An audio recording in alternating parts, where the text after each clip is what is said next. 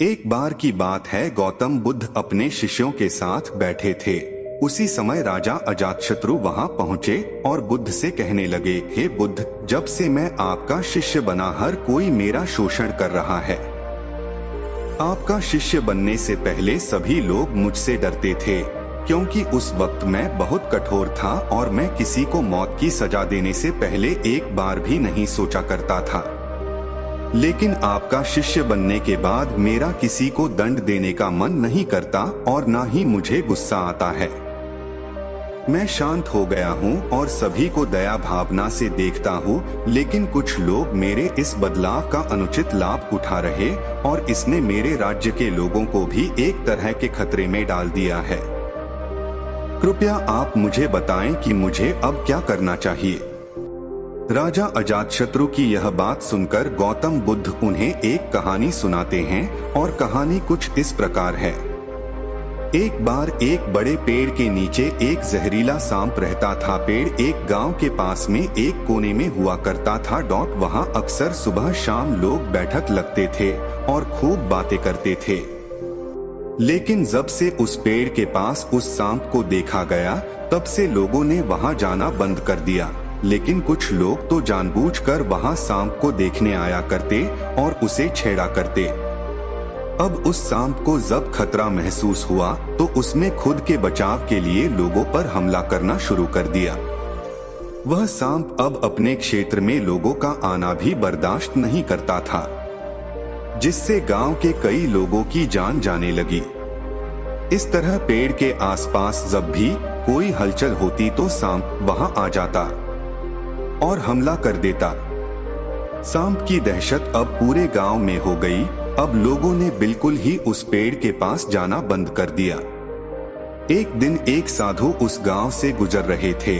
तभी उस साधु की नजर उस विशाल से घने वृक्ष पर पड़ी, जिसके नीचे वो सांप रहा करता था। घने पेड़ को देख साधु के मन में विचार आया कि चलो वृक्ष की इस ठंडी छांव के नीचे बैठकर कुछ देर ध्यान लगाया जाए। उसी वक्त गांव के कुछ लोग अपनी गाय लेकर घर की ओर जा रहे थे। तभी उन लोगों की नजर जब उस साधु पर पड़ी, जो कि उसी पेड़ की तरफ ही जा रहा था। तभी लोगों ने उस साधु को सांप के बारे सावधान करते हुए कहा कि आप उस पेड़ के पास मत जाना, वहां एक जहरीला सांप रहता है जो जरा सी हलचल होने पर हमला कर देता है और अब तक कई लोगों को काट भी चुका है। लोगों की यह बातें सुनकर साधु मुस्कुराए और उस पेड़ की तरफ चल पड़े। जगह को थोड़ा साफ करके जैसे ही साधु ध्यान करने के लिए बैठे, तभी सांप हलचल सुनकर साधु के सामने आ पहुंचता है और फुंकारने लगता है। फुंकार की आवाज सन साधु की आंख खुलती है और वह सांप को देखने लगते हैं। वह सांप की आंखों में देखते हुए एक मंत्र बोलते हैं और मुंह से फूंक मारते हैं। तभी चमत्कारी रूप से वो सांप साधु से बात करने लगा। अब दोनों एक दूसरे की भाषा को समझ सकते थे।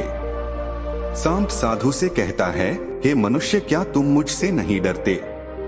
क्या तुम नहीं जानते यह मेरा क्षेत्र है और यहाँ आने की किसी की हिम्मत नहीं है? साधु ने करुणा से कहा है, मित्र, इसमें डरने की क्या बात है? मैं किसी चीज से नहीं डरता, क्योंकि जब मैं जीने लोभ ही नहीं रखता तो मृत्यु से क्या डर। सांप साधु की ये बातें सुनकर चौंक गया, क्योंकि सांप की इससे पहले ऐसे लोगों से मुलाकात हुई थी जो उसको मारना चाहते थे या उसके डर से भाग जाते थे, लेकिन वह ऐसे व्यक्ति से कभी नहीं मिला था जो उससे नहीं डरता। सांप साधु से इतना प्रभावित हुआ कि वह साधु के चरणों में पड़ गया और बोला, हे प्रभु, आप बिल्कुल सही कह रहे हैं। आज तक मैंने जो कुछ भी किया है अपनी जान बचाने के लिए किया है। अपने क्रोध के चलते ना जाने कितने निर्दोषों की जान भी ले ली। इसके बाद साधु सांप बहुत सी बातें समझाकर वहां से चला गया। साधु की बात से प्रभावित होकर सांप ने निश्चित किया कि आज से वह किसी को नहीं काटेगा। वह अपने क्रोधी स्वभाव को त्याग देता है, दूसरों को काटना बंद कर देता है।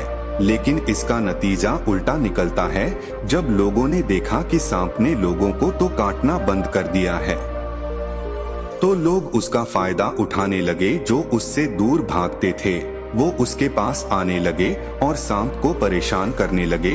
बच्चे उस पर पत्थर फेंक कर मारने लगे, जिससे सांप आए दिन हमेशा परेशान और घायल रहता था।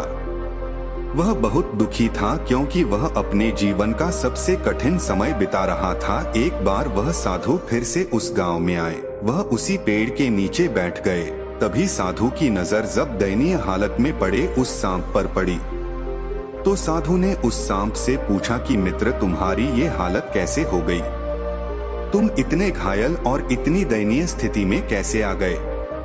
सांप ने कहा, जब से आपने मुझे अपने हिंसक स्वभाव को छोड़ने के लिए कहा, तब से मैंने निश्चय किया कि अब मैं किसी पर हमला नहीं करूंगा। मैंने क्रोध करना छोड़ दिया और शांति को अपना लिया, जिसका नतीजा ये हो कि लोग मुझे परेशान करने लगे, दुर्व्यवहार करने लगे। कोई पत्थर से मरता है तो कोई डंडे से पीट कर चला जाता है।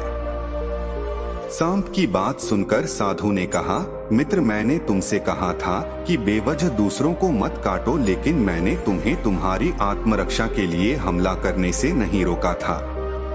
कहानी सुनाने के बाद बुद्ध ने राजा से कहा, हे राजन, तुमने भी मेरी बात गलत तरीके से अपनाया।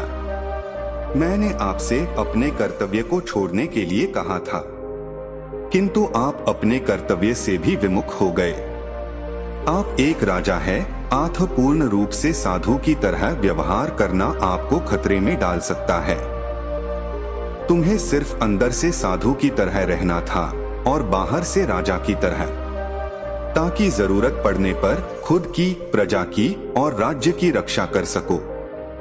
दोस्तों, बिल्कुल ऐसे ही जंगल में होता है, जो सबसे सीधा पेड़ होता है उसको सबसे पहले काटा जाता है, और यही कानून दुनिया के लोगों पर भी लागू होता है।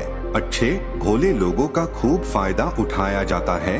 अच्छे लोगों को जिंदगी में अनेकों दुखों का सामना करना पड़ता है, इसलिए कभी किसी को अपना फायदा मत उठाने दो।